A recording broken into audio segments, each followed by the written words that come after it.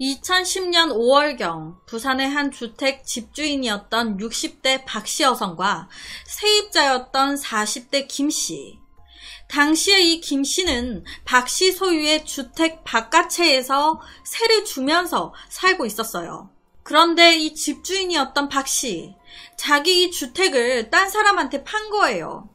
그러니까 이때 이 집주인 박씨가 세입자인 김씨한테 나 이 집 팔았어. 그러니까 김씨도 새로 살 곳을 알아봐 라고 말을 했습니다. 그러니까 집 나가라고 통보를 받은 거예요. 이에 김씨는 새로운 거주지를 물색하면서 이사 준비를 하고 있었습니다. 사실 이걸로 세입자 김씨와 집주인 박씨 사이가 안 좋거나 하지는 않았어요.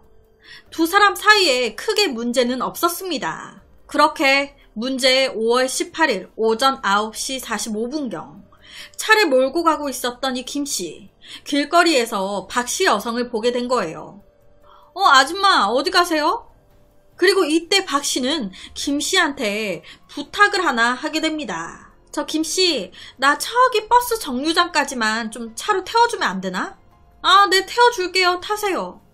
그렇게 박씨가 차에 타고 김씨가 천천히 차를 출발시키려는 찰나 갑자기 맞다. 아이고 김씨야, 나 잠깐만 집에 좀 갔다 올게. 핸드폰을 두고 왔네. 잠깐만 기다려줘. 나 얼른 집에서 핸드폰 가지고 올게. 그러면서 이 박씨가 자기 가방을 차 조수석에 그대로 놔둔 채 집 안으로 들어간 거예요. 이 순간 보통 사람 같으면 금방 오겠지 하면서 아무 생각 없이 기다렸을 테지만 이 문제의 김씨는 달랐습니다. 조수석에 가방을 두고 갔네. 아, 맞아. 얼마 전에 이 아줌마 집 팔았지? 그럼 돈이 꽤 있겠네? 요 가방 안에 돈이 좀 있으려나? 바로 이 박씨의 가방을 뒤지기 시작한 거예요. 이 모든 건 그냥 갑자기 계획적인 게 아니라 그냥 갑자기 일어난 거예요. 와, 가방 뒤졌더니 아니나 다를까 100만원짜리 수표 2장이 떡하니 나오네. 역시 이 김씨는요, 아무렇지도 않게 완전히 얼굴에 철판 깔았어요. 이 200만원을 자기 주머니에 딱 넣고요, 모르세, 나는 아무것도 몰라요 라는 표정을 지으면서 박씨를 기다렸습니다. 돈 훔치고 도망간 것도 아니에요. 그대로 박씨를 태우고 버스 정류장으로 출발을 한 거예요. 기가 차는 상황이죠. 당연히 처음에 집주인 박씨는요, 상상도 못한 거예요. 이 김씨가 너무 천연덕스럽게, 너무 아무렇지도 않게 다정하게 얘기를 하니까. 그렇게 얘기를 하고 가다가 우연히 박씨가 가방 안에 지갑을 보게 됐는데 내 돈 어딨어? 내 돈이 없네? 버스 정류장 가는 도중에 도난 사실을 알게 된 거예요. 이 박씨 여성은요, 바로 아이고 김씨야, 그걸 가져가는 사람이 어딨어. 얼른 내놔. 얼른 줘. 나 그 돈 필요해. 이때 이 박씨가 의심이 아닌 확신을 할 수밖에 없었던 게 돈을 분명히 가방에 넣어가지고 가지고 나왔고 이 김씨의 차 이외에는 다른 곳에 들린 적도 없었고 다른 곳에 가방을 둔 적도 없었거든. 100% 김씨가 가져간 거예요. 김씨야, 내가 아무 말도 안 할 테니까 그 돈 줘 얼른. 나 그 돈 필요해. 그랬더니 이 김씨 완전 철면피예요. 아, 진짜 시끄럽게 구네 이 아줌마. 지금은 운전 중이니까 그냥 요 앞에 있는 내 사무실로 가서 얘기합시다. 돈 주는 걸 딱 거부한 거예요. 그러면서 자기가 운영하고 있었던 집 근처 고물상으로 차를 빠꾸해서 몰기 시작한 겁니다. 그렇게 오전 10시 10분경 고물상 앞에 도착한 두 사람. 차에서 내리자마자 격한 말다툼이 이어졌어요. 당연하죠. 분통이 터지는 상황이잖아요. 아니, 화낼 사람은 박씨인데 이 김씨가 더 적반하장으로 화를 내기 시작하는 거예요. 아니, 이 아줌마야. 집을 팔아서 돈을 받았으면 나한테 보증금을 줘야 될 거 아니야. 나도 새 집 얻어서 나가야 되는데 왜 빨리 보증금 안 주냐고. 나도 새 집 얻어야 되니까 이 돈은 못 줘. 아니, 이거 훔친 거잖아요. 돈을 훔친 것이 명백한 사실임에도 불구하고 자기가 더 배짱을 부리는 거예요. 그러니까 이걸로 보증금 땡 칩시다. 오케이? 그러더니 고물상 안으로 그냥 들어가 버려. 갑자기 돈을 잃게 된 박씨, 김씨를 쫓아가서 사정하기 시작했습니다. 도대체 이게 무슨 상황인가? 돈을 뺏긴 피해자가 돈을 훔쳐간 도둑놈한테 빌기 시작한 거예요. 김씨야, 그 돈 줘 제발. 내가 잔금 받으면 보증금은 그때 주기로 했었잖아. 잔금 받으면 보증금 돌려준다니까? 근데 그 돈은 안 돼. 나 그거 남편 병원비로 들어갈 돈이야. 제발 얼른 돌려줘 그거. 이때 이 200만 원은요. 이 박씨 남편분의 병원비였어요. 그러니까 꼭 그 돈 필요했던 거예요. 하지만 이미 양심이 있고 감정이 있는 사람이었으면, 그냥 보통 일반 사람이었으면 그 상황에서 돈을 훔치지도 않았지. 이 같은 애원에도 이 김씨 눈 하나 깜짝하지 않았습니다. 들은 척 하지도 않아. 그러다 보니 급한 마음에 이 박씨, 김씨의 옷을 잡고 늘어지면서 돈을 달라 하기 시작한 거예요.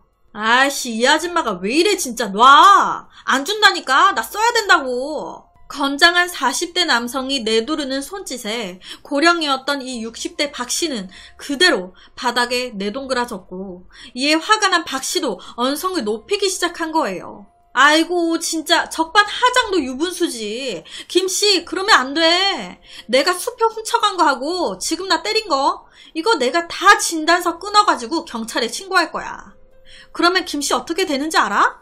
당신 보증금이고 뭐고 한 푼도 못 받아. 어디 한번 두고 봐. 사실 이 김씨는요, 전적이 화려했어요.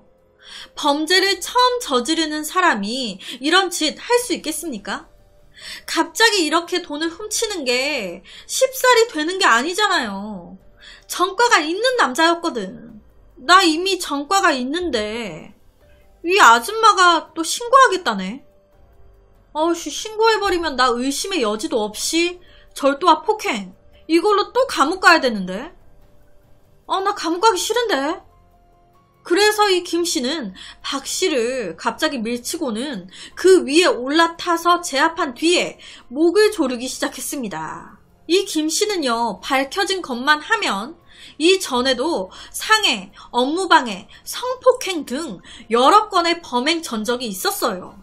특히 2010년 1월에는요. 가정도 있는 놈이 문이 열린 가정집에 기어 들어가가지고 20대 여성을 가위로 협박해서 성폭행을 한 거예요.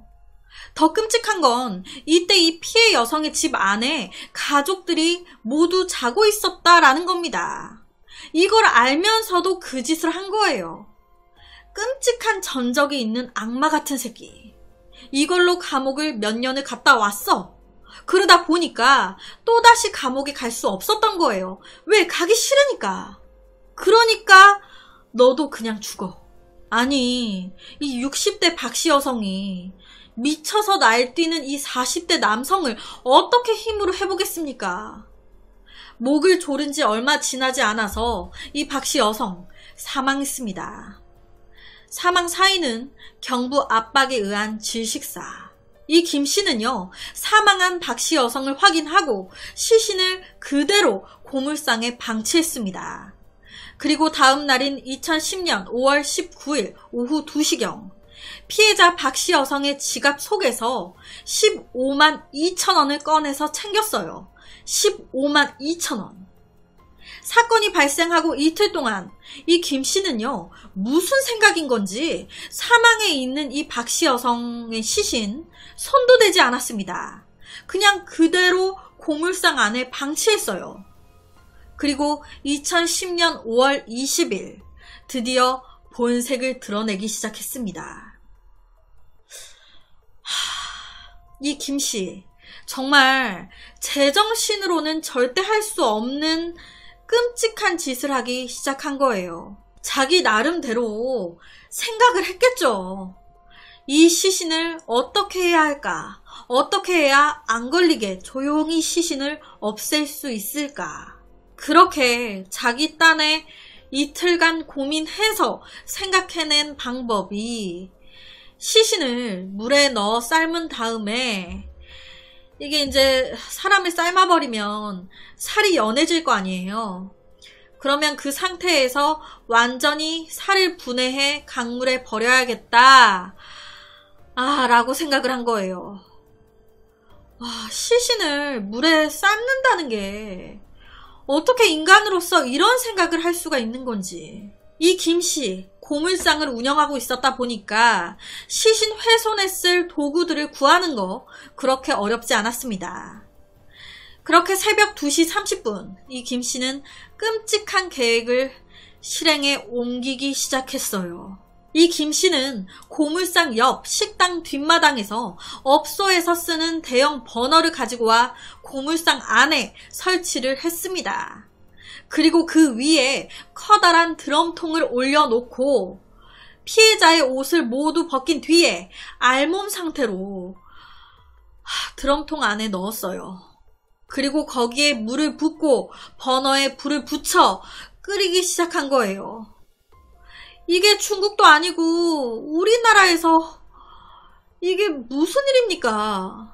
같은 날 오전 5시 펄펄 끓는 물 속에 몇 시간이나 삶은 건지 시신은 살점이 모두 물려져가지고 그 형태를 제대로 구분할 수도 없을 정도에 이르렀습니다. 아니 이걸 어떻게 보고 있냐고요. 이 시신을 자기 눈으로 확인해 가면서 끓였다는 게 어떻게 사람이. 그렇게 몇 분을 더 끓이고 나니 이 시신은 이제 사람의 형태가 아닌 뼈와 약간의 살점만 남았습니다. 그리고 이를 확인한 김씨는 불을 끄고 식히기 시작했어요. 그렇게 오전 7시 40분경 어느 정도 열기가 식자 이 김씨는 통 안에 시신을 꺼내서 고무 대야에 담았습니다. 아니 이걸 어떻게 하냐고요. 이걸 어떻게 만지고 보고 담고. 사람이 아닌 거예요 이미.